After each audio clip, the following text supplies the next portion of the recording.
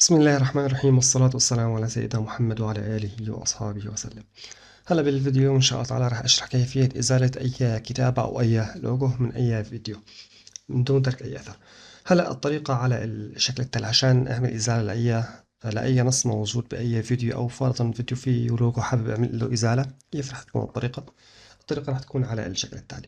أول شي راح نروح على متجر جوجل، راح ننزل التطبيق هذا هو اسمه التطبيق. نكتب بالجوجل بلاي ريموف تكست فروم فيديو، راح نعمل له عليه سيرش فيطلع عندي على الشكل التالي. هذا هو التطبيق، راح نعمل تحميل لهذا التطبيق. راح نعمل تحميل هذا التطبيق، حملته. هلا راح افتح التطبيق على الشكل التالي. طبعا مشكلة التطبيق هو ما مجاني، انه هو مدفوع، بس انه عشان تستخدمه لازم تشوف بعض الفيديوهات الموجودة فيه. هلا بعد ما شفنا الفيديو الموجود بالتطبيق، هلا طلع عندي الواجهة الرئيسية على الشكل التالي بالتطبيق. أنا بالنسبة لي بدي أعمل إزالة نص موجود بفيديو. راح أكبس على كلمة remove watermark، نكبس عليها ضغطة هيك. راح نختار الفيديو اللي أنا بدي أعمل له إزالة. اختار هذا الفيديو على سبيل المثال، بدي أعمل له إزالة، فيه نص حابب أعمل له إزالة. راح نكبس عليه ضغطة هيك، اختار هذا الفيديو. شايف في عندي هذا الفيديو هون فيه كتابة حابب أعملها إزالة. هاي الكتابة الموجودة عندي هون، هذا اللوجو وهاي الكتابة حابب أعملها إزالة. كيف راح تكون الطريقة؟ الطريقة راح تكون على الشكل التالي. راح أحدد على الكتابة اللي بدي أعملها إزالة، نحدد هيك على الشكل التالي. أسحب هيك، أحددها بالكامل. كمان نفس الشي بدي أحدد كمان القسم الثاني. هلا حددت أول قسم اللي حابب أعمل له إزالة. هلا رح ننزل تحت بالأسفل. راح نسحب اللوجو، عشان راح نسحب هاي الإشارة الصفراء الخاصة بالإزالة. راح أعملها من بداية الفيديو لنهايته، لأن هذا الإشارة الصفراء هي الكتابة اللي بدي أعملها إزالة، يعني من أول فيديو لآخره. هلا راح أتأكد إنه الإزالة موجودة من أول فيديو لآخره.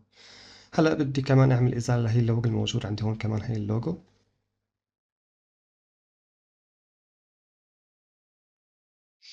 هلا كمان نفس الشي بدي أعمل إزالة للوجو الموجودة على اليمين على الشكل التالي.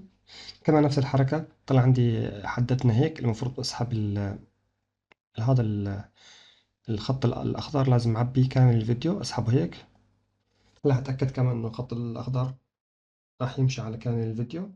انتم شايفين عندي هون اللون الأزرق هي عم يعبر عن اللوجو الموجود باليسار، والأصفر باليمين. يعني أنا حددت إنه اللوجو الموجود على كامل الفيديو بدي أعمل له إزالة. بعد ما حددت الشيء اللي بدي أعمل له إزالة، راح نشوف بالأعلى في كلمة إكسبورت، يعني التصدير. راح نكبس عليها ضغطة هيك. هلا أعطيه على كلمة 720 بي، لأنه هو إذا بدك تعمل الدقة 1080 هذا مدفوع، بس أنا ما عندي المدفوع. راح أختار المجاني، راح أختار 720 اتش دي. نكبس عليها ضغطة هيك. هلا عم يطلب مني إنه أنتظر شوي. هلا عم يتم إزالة الفيديو على الشكل التالي. هلا عم يتم إزالة اللوجو أو الكتابة الموجودة بالفيديو على الشكل التالي. هلا أعطيه التشغيل، بإمكاني أشوف الفيديو هلا. فهمتوا؟ مش شايفين عندي هون هذا الكتابة اللي كانت موجودة بالفيديو انمسحت بشكل كامل. هاي كانت الطريقة بكل اختصار كيف فيني أعمل إزالة لأي لوجو أو أي كتابة موجودة بأي فيديو. هلا الفيديو بكون انتهى، وأشوفكم بالفيديو القادم، والسلام عليكم ورحمة الله تعالى وبركاته.